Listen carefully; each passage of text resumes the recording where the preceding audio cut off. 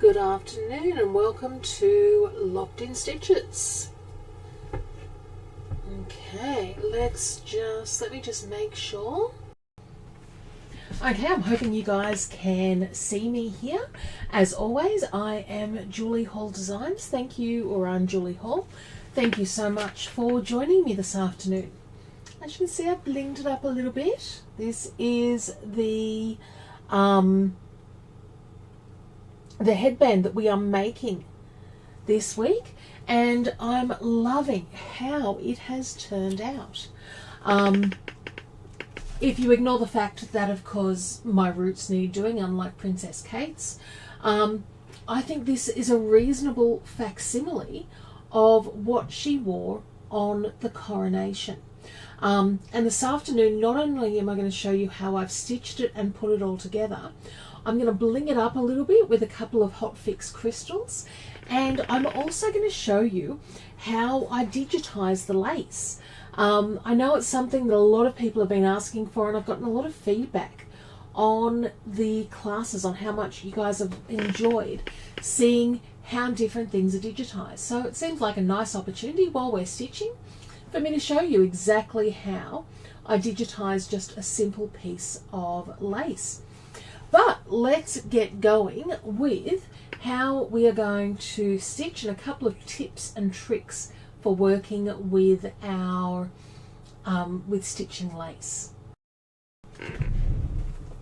Okay, and good afternoon. I can see we've got Dee Dee with us. Thank you for joining us, and Kathy Oderkirken, Chris Murphy. So pleased to be here this arvo. Thank you so much for joining us.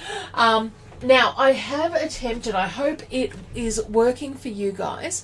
I have attempted, I had somebody calling me or messaging me the other day that they were having trouble hearing some of the video cast. So I have attempted to put the volume up on that. I hope that does work. So some of the rest of you might need to turn me down. Now, what I've got here is water-soluble fabric, wash away, call it what you will. I would love to be able to tell you with a straight face that one piece of fabric was going to be enough. And good afternoon, Anne Conway, as well, my darling. Quite honestly, I find I need a second piece of stabilizer to give the best results. And if you're going to go to all this effort, you might as well get the best results you can. The other trick that I find a lot of us attempt to do with lace is, because wash away stabilizer is more expensive than normal stabilizer, we all look for ways that we can save. One of the tricks that I've seen is, I'm just going to baste it in on another piece of fabric. Often I find that that then pulls too much and you are not getting a great result. I'm not telling you not to do it. I'm telling you to be wary. I only want to do this as much as, like, I don't want to have to redo something for no reason. So my theory is I'm better off wasting a little bit of stabilizer than wasting my time and my thread. Now, it is whatever works for the individual. And I've got my machine threaded.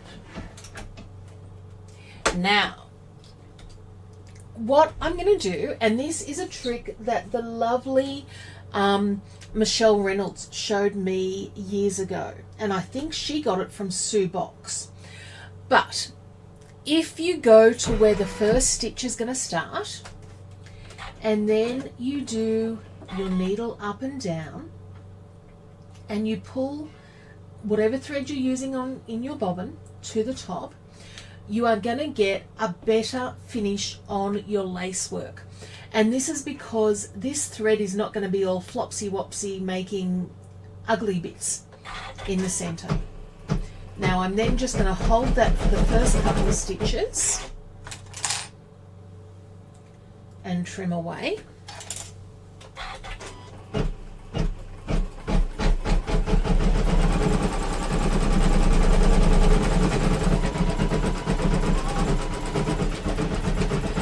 I am using metallic thread to try and get the best results possible. I am using that metallic thread. I've put a little bit of thread serum on it to get it to go smoothly,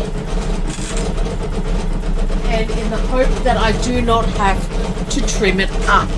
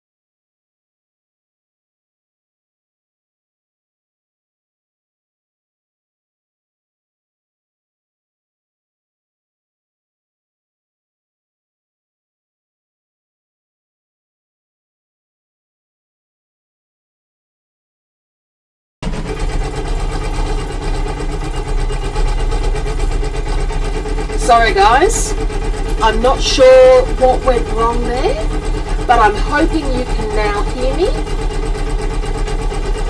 Can you guys hear that? I think what happened was I just tapped my audio there. Okay, so what I want to show you is how I go through and digitize that lace work. And I've just got a picture of a leaf,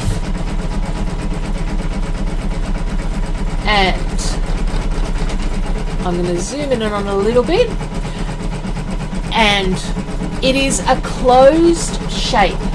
So I'm going to do a tatami fill, which is really just a weave fill. Some of the tricks when you are digitizing lace is in locking it together. And when I say locking it together, I'm going to come just a couple of tiny little bit over the center there of that leaf area. Now I don't care about the color at the moment, but I want to make that spacing about 1 millimeter, and I want to remove my overlay.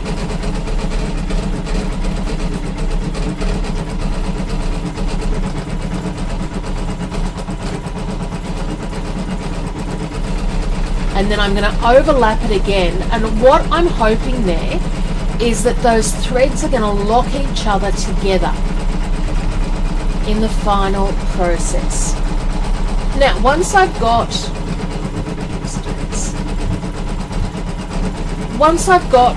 the layout, so no underlay, 1 mil, I can come through and I can copy those object properties, and then I can paste them onto other objects to then get some definition in what I'm doing. Okay, good afternoon, Kim Macon. Thank you for joining us. And that gives us our basic leaf design. Now, once I've got that, sorry, I just remembered I've got to turn one of the tools on that we're going to use a little bit later. Once I've got that, I'm going to start doing some satin work to stitch around the leaf.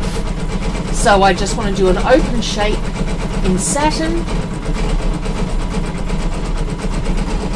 and I realized I've started that in the wrong place. I wanted to start it from the top just because I'm thinking of where I want my joins and my smooth edges to be.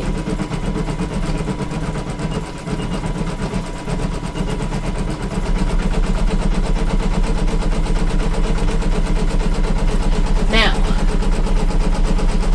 I'd like that to be a little bit narrower, so I'm going to take the width down to 1.3 on that. And then the other thing that I want to do, when you're doing lace work, the underlay or the underwear of your stitches becomes very, very important. So I'm going to leave, first of all, a center run, but I'm going to add in a second underlay that's going to be a zigzag. And that's going to really help secure those stitches. Once I've done that, I'm just going to repeat the process. So I'm going to come to my second leaf,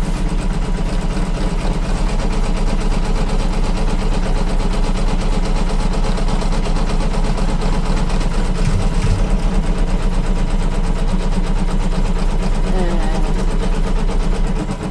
copy those object properties. Now the buttons might be in different places, but they work the same way. It's finding where on your software. Good afternoon, Michelle Reynolds. I was just saying nice things about you and you missed it, darling.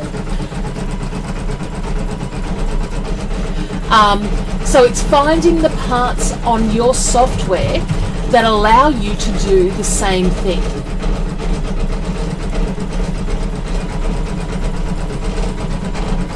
Now, where I always end up losing something, okay, that's my angle.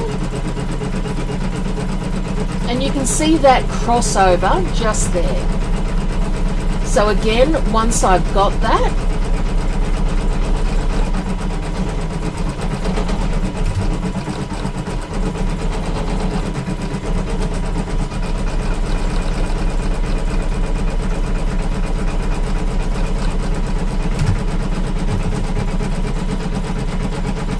and I'm going to copy the object properties. And the reason that I like copying the object properties is because that then copies the underlay details as well. So I don't have to worry about how that looks.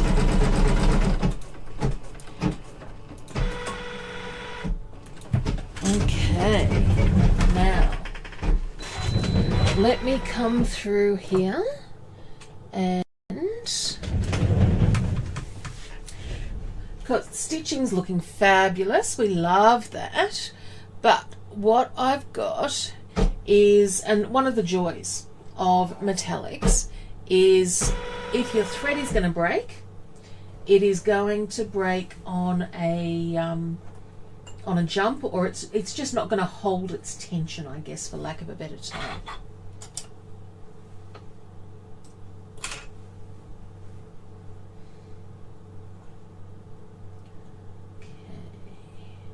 So, how's everybody's weekend been though? So let's set that back for stitching. Now, the other thing that I didn't check is when that happens, quite often, it also comes out of alignment right up here.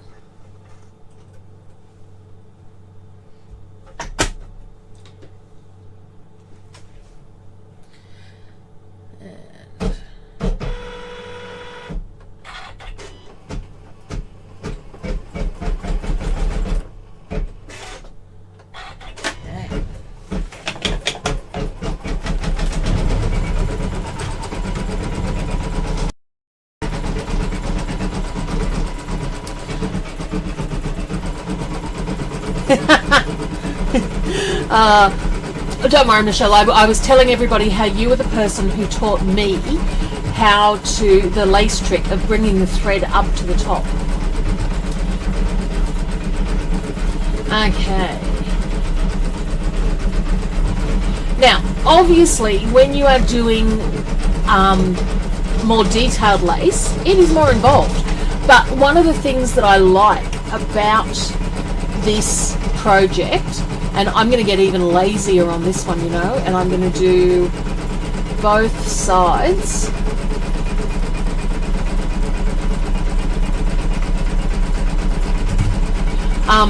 This is the perfect kind of a thing for somebody to start off learning how to do lace, because, like, quite honestly, when I first looked and I tried to make something like really complicated and it did not go well.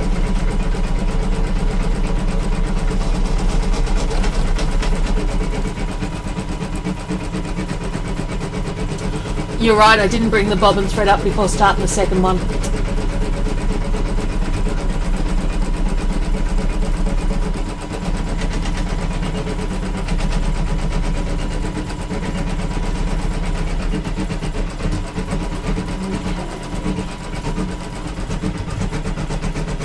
And then we just add on and on. Oh, Kim Macon's still holidaying. Wanda Kraut's with us. Thank you for joining us, Wanda.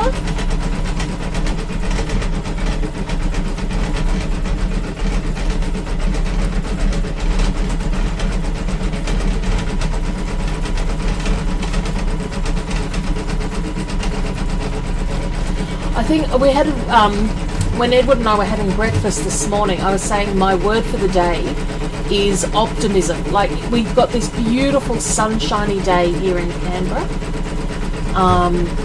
and it's just one of those days that, yeah, that really lends itself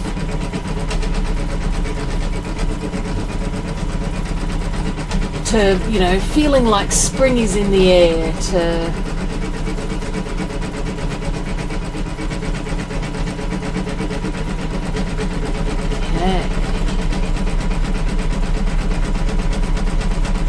you know what I didn't do? I did not come down and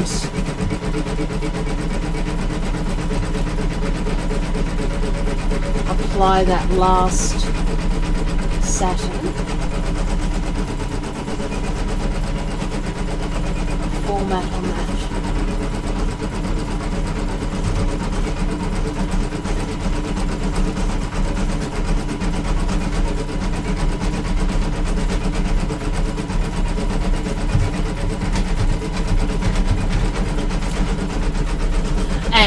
I never worry too much over the fact that it's looking as ugly as at the moment.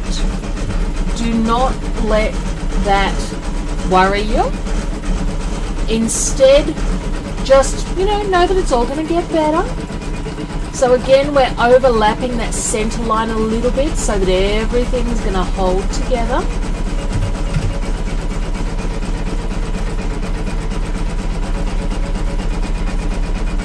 And look, some things are really easy, like, you know, slapping a name on something, not a problem. But I had a gentleman come and knock on the door from a charity the other day who wanted me to embroider 150 wrist sweatbands. And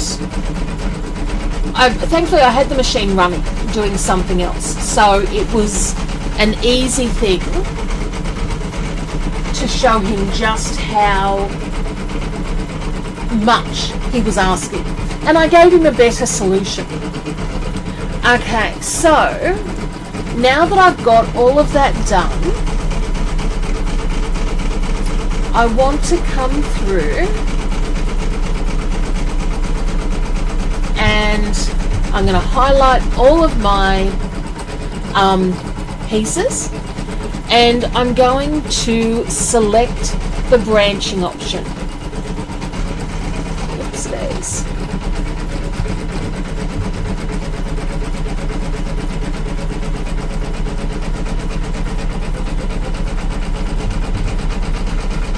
And what that branching option does is it regenerates your design to avoid any to avoid any jump stitches. Now, because it is an automatic type of a thing, sometimes it's good, sometimes it's not so much. And what you can see it did there was it took all of those satin stitches and put some of them inside. So what I'm going to do is I'm going to keep that branched design, move it down to the bottom so that all of that can occur without so that all the satin can occur without.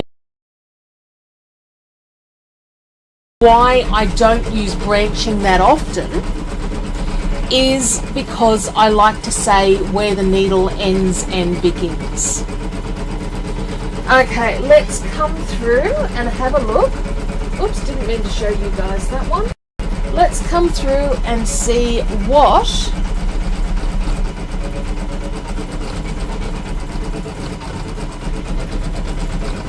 our stitching is looking like at the moment.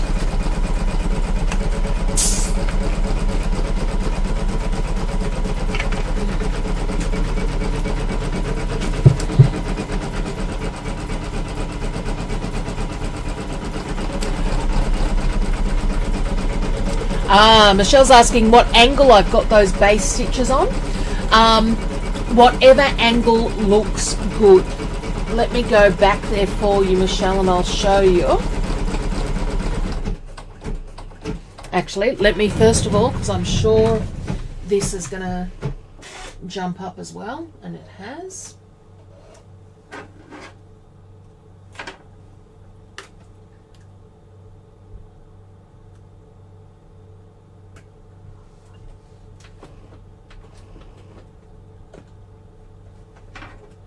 Now, what I do have is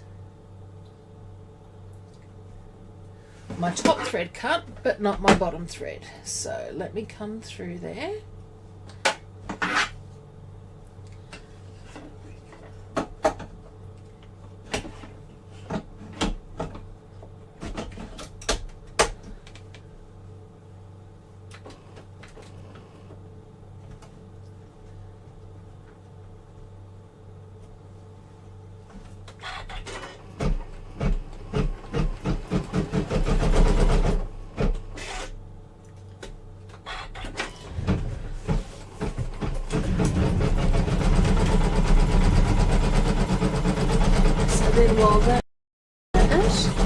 Okay, so what I've done here, and I would actually change, for instance, this one. So instead of setting each at an actual angle, what I've done is I've come through and just looked for an angle that looked leaf-like, for lack of a better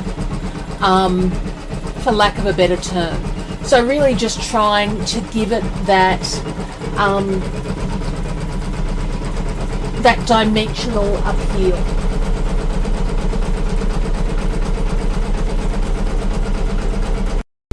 And I will say though, because my machine, like I can dial in an angle, but because I can just drag and drop it, I never particularly think about what angle I'm using.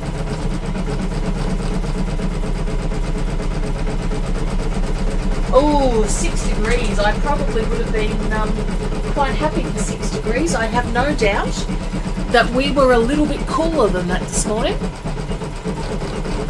But it's up now to 17, so, you know, life's pretty good.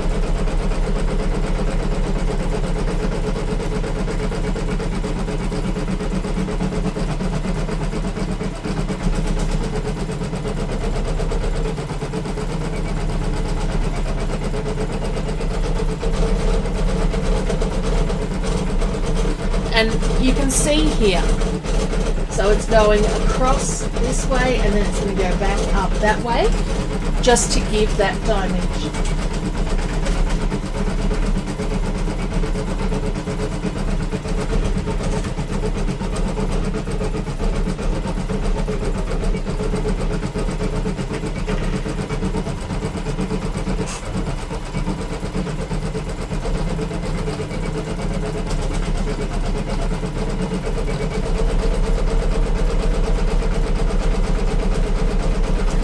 I'm really loving how these turned out.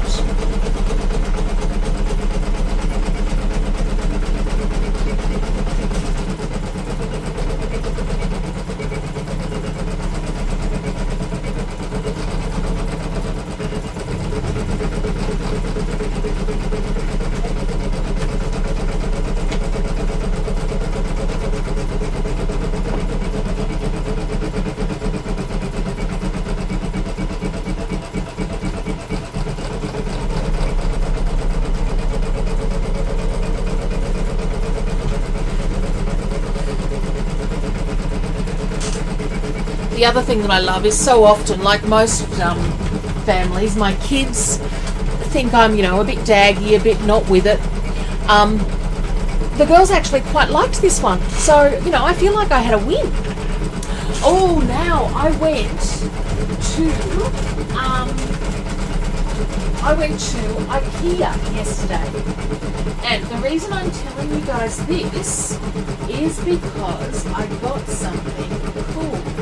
So, you might have noticed that this week we are going to, this coming week, we're going to do the rope basket.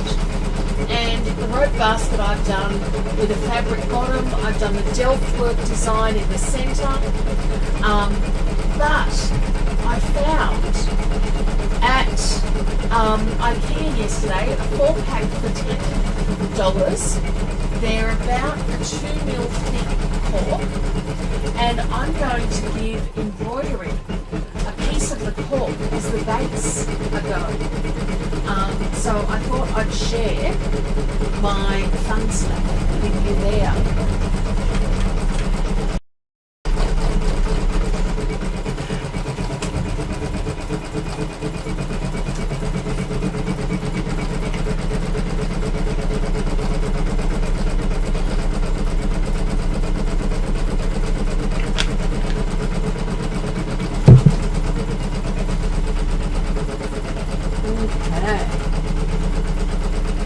So you see, they don't take a hell of a lot, but they are,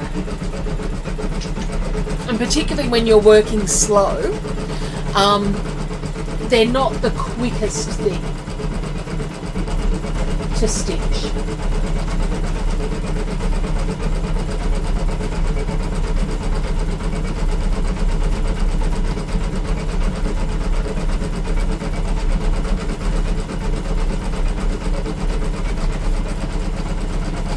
A couple of people tell me that they would look great on in black, and I totally agree. I had thought of redoing them in black for today's class, but to be quite honest, what stopped me was I already had 6 made, so I didn't want to start from scratch again.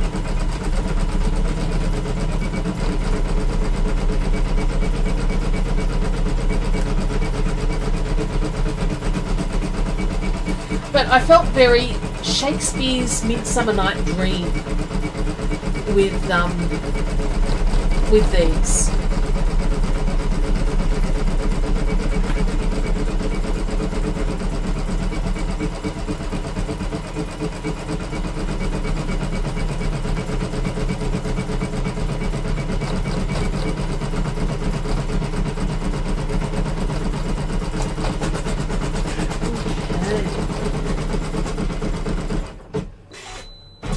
Now, when metallic strips itself, not in that good way, what you end up seeing is, you can see that polyester inner with the metallic core.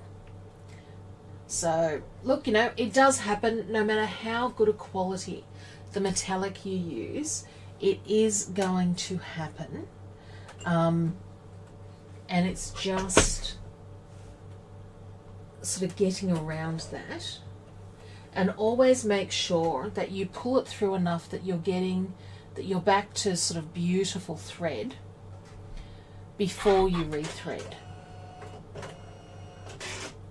And then the other trick is, of course, as always, to go backwards.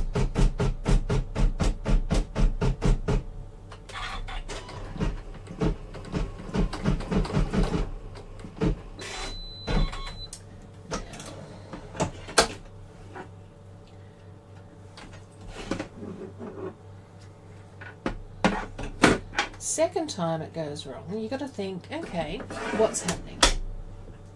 So, second time it goes wrong.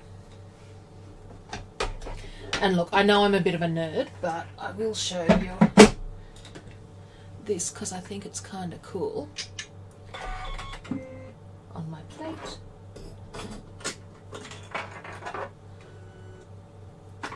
And just make sure there's nothing going on around there.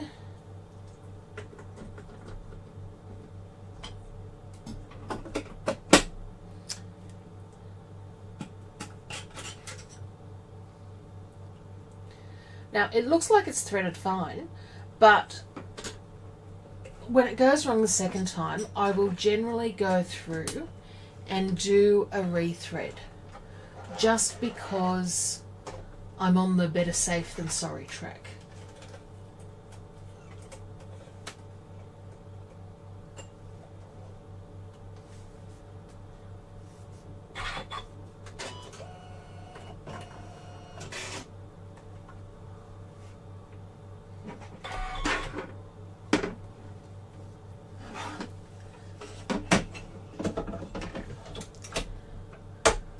The other thing that can happen, particularly with something like a metallic, is you can actually end up with a little bit of a build-up of those threads underneath,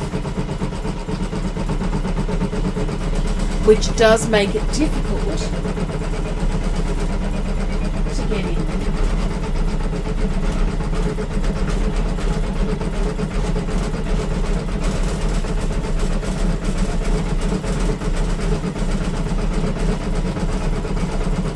So after we stitch this one, the next thing we're going to do is I've turned on my hot fix crystal gun. How many of you have used a crystal gun or a hot fix crystal machine?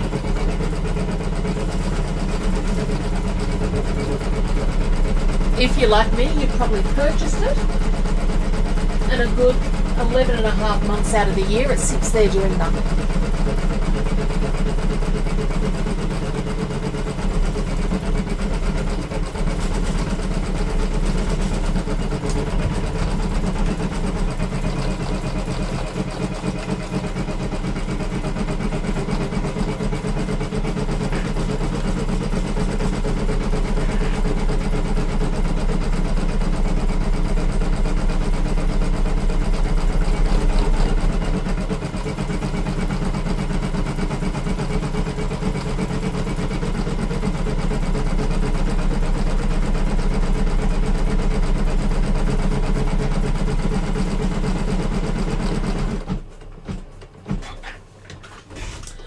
Okay,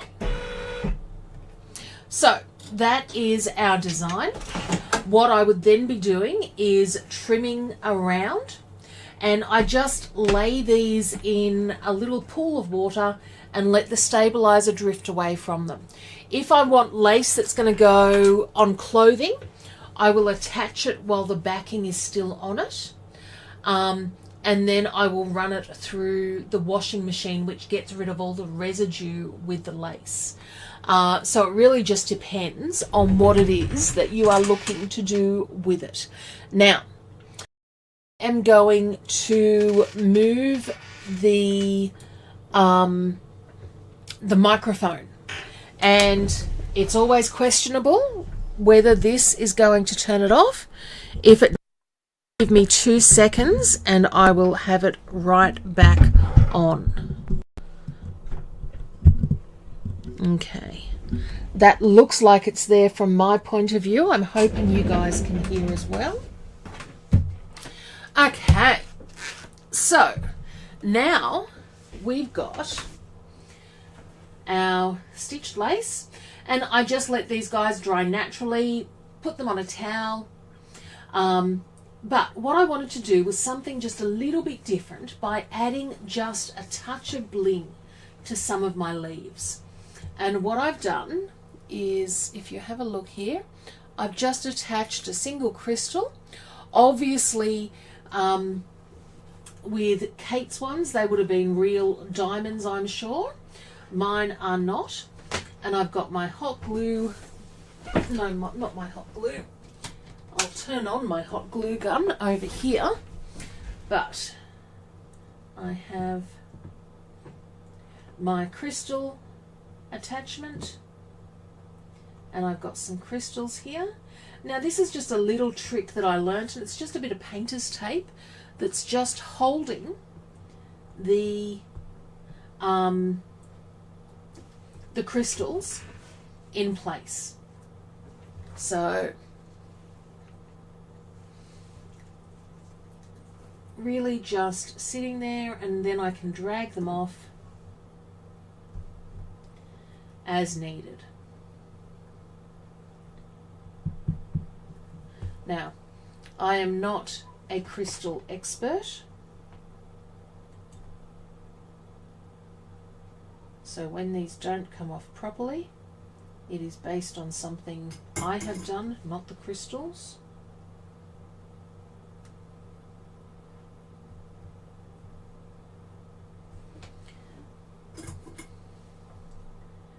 And what I'm finding is some of the ones that I've got here, and that's exactly what's happened. The back of that hasn't, with the glue on it, hasn't come off.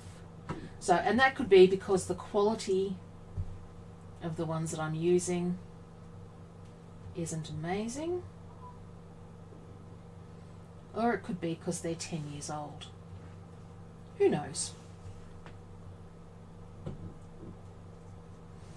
So I do need these black back ones though.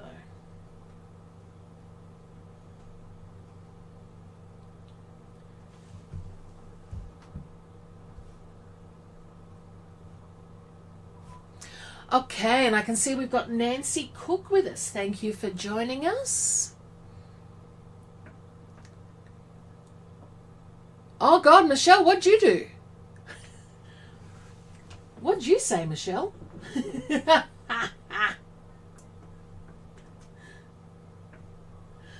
I'm going to have to go back and look that up. Oh, exactly. Like you think, but even like how many of us go to a luncheon for Cup Day or for anything like that? And you know, this is just that little bit of extra bling that you can then add to something. And actually the last ones that I'm going to add to the butterflies.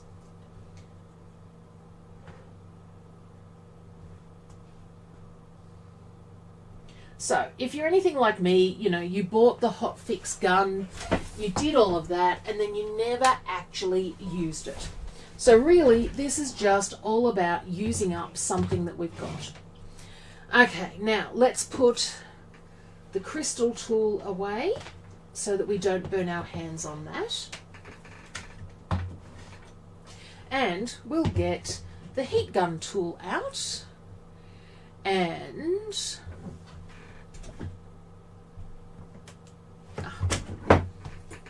we've got our lovely headband. Okay. Oh, come on, you guys know me by now. If I didn't forget something, it wouldn't be the right day. So my hot glue gun is showing its age, and that's okay. They do last for a long, long time. But all I'm going to do is get a dab of glue and then start arranging where I want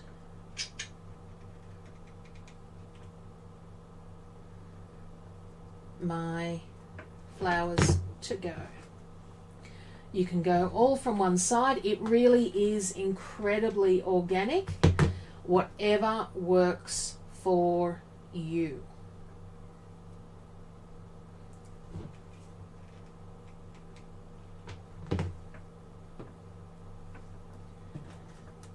So if I then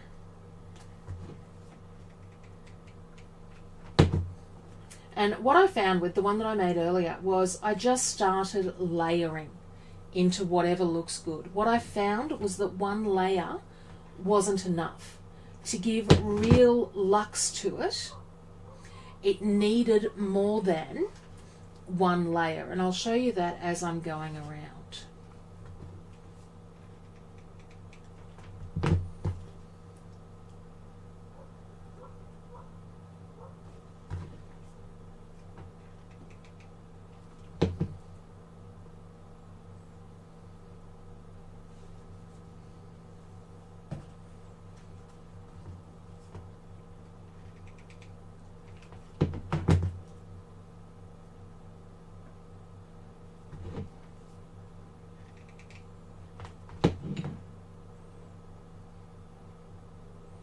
My kids never got to be flower girls, my daughters.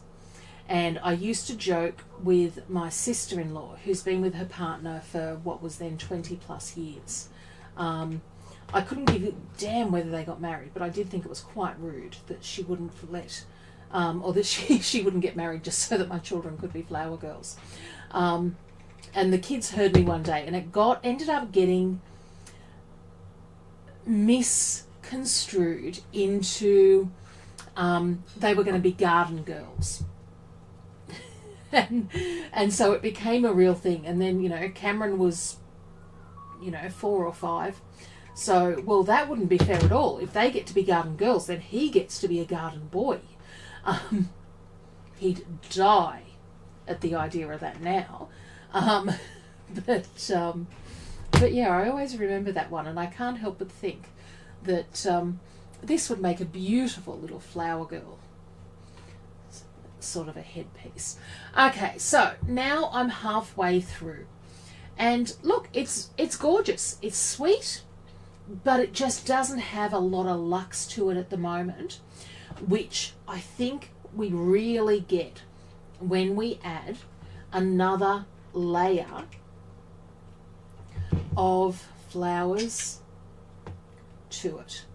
And I'm making sure that they're not just in the same place, that they are a little bit sort of laid over and different. And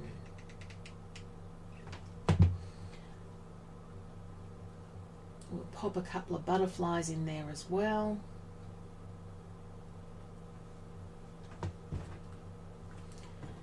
Actually,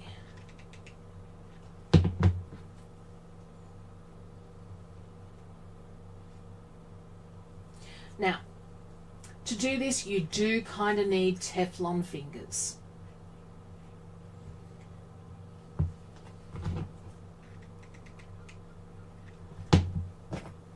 Because the hot glue will get you.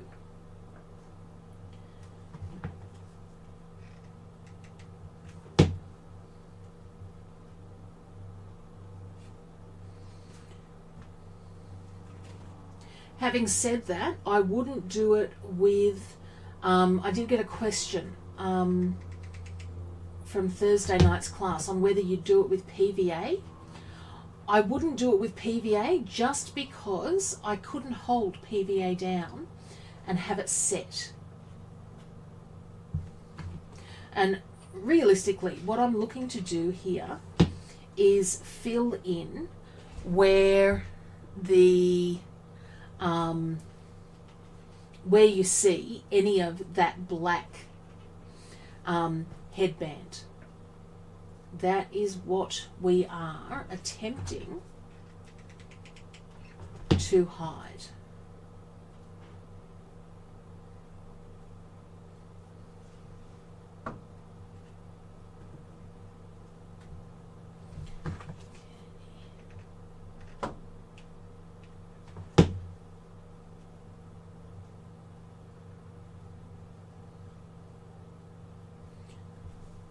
Oh God, guys, I need more reminders than most people. And, you know, look, life's all about the stuff-ups. That's where part of the fun comes in.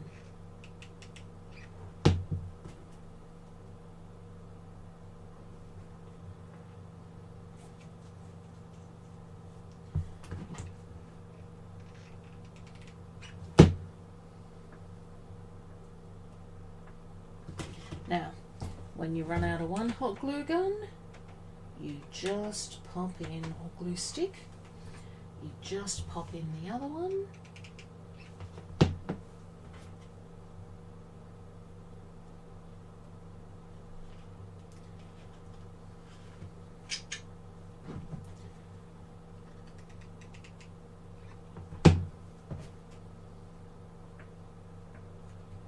And then I'm just going to weave those two around each other.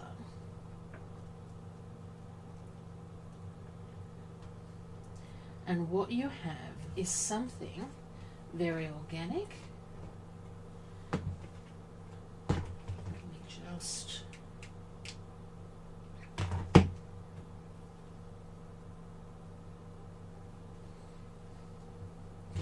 Okay. So what I've then got is, again, that headband, beautifully laid out, and you cannot see any of that initial black headband, and that's what I'm looking for.